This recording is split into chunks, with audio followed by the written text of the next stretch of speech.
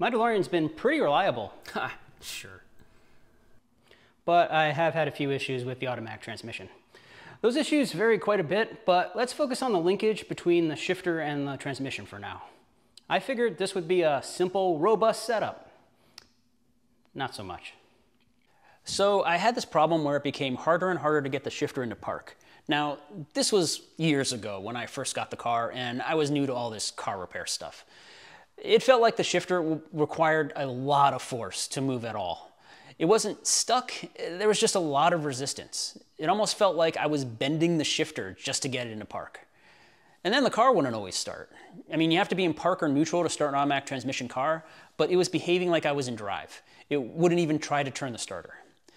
If I pushed the shifter really hard into park, I could sometimes get the engine to crank, but more often than not, I had to put it in neutral to get it to start.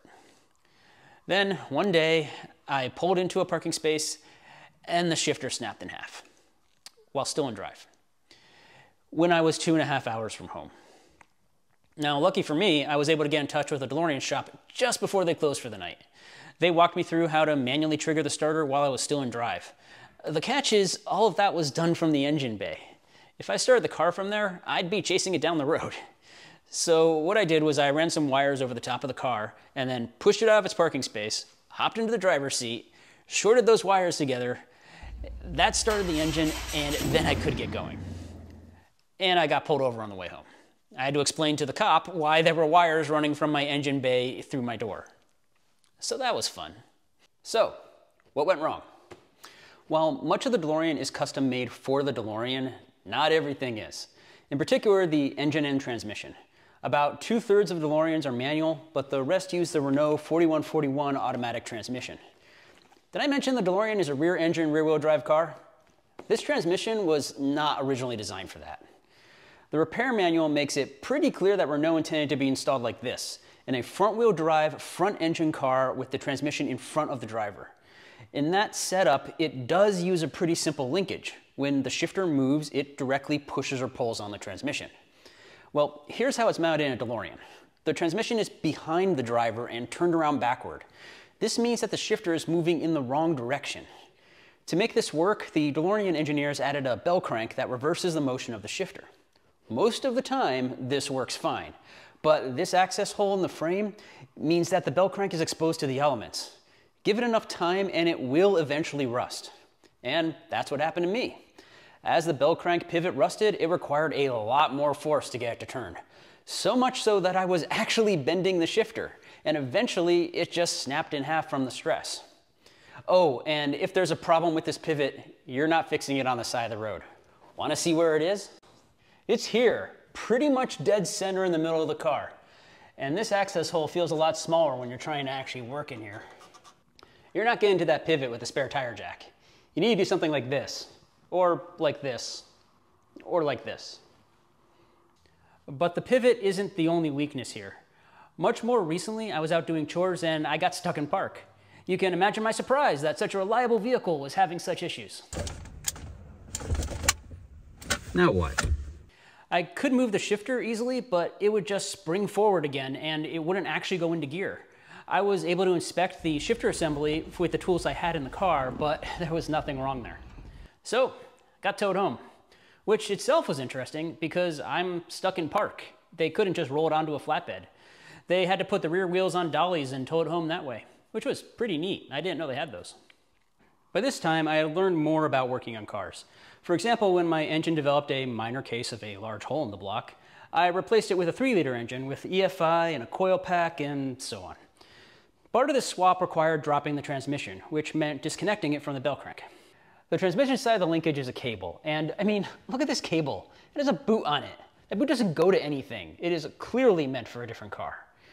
But they needed to secure it to the frame, so they used 2 bolts that go from the inside of the frame to 2 nuts on the outside. The thing is, when they built these cars, they put the engine and transmission in before they put the body on. Those nuts were still easy for them to reach when they assembled it. In later cars, they realized that it might be a good idea to actually weld these nuts to the frame for future service.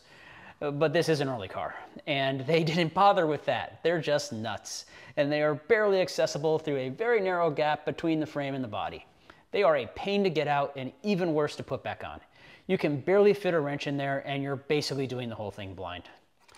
After spending far too much time trying to get these nuts back on, I tried something new.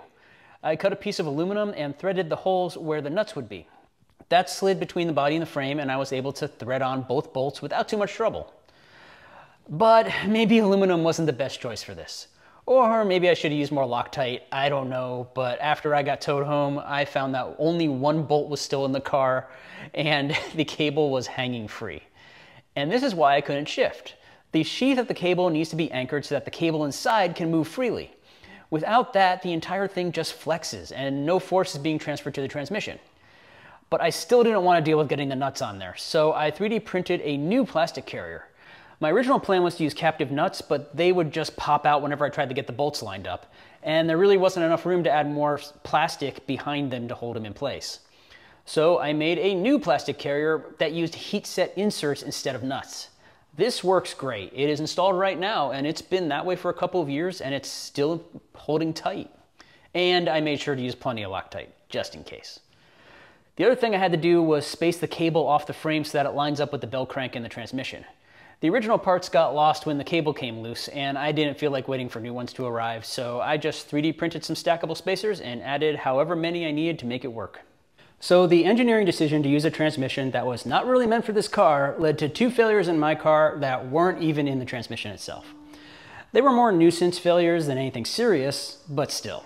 I mean, it's not like I had a transmission leak and burn out, or a second transmission leak and burn out, or one burnout from some unknown shop rebuilding with the wrong torque converter before I got it, or an internal weld failing and locking it into first gear, or having to rebuild it myself because the pipe that runs the transmission fluid to the torque converter leaked into the final drive, or anything like that.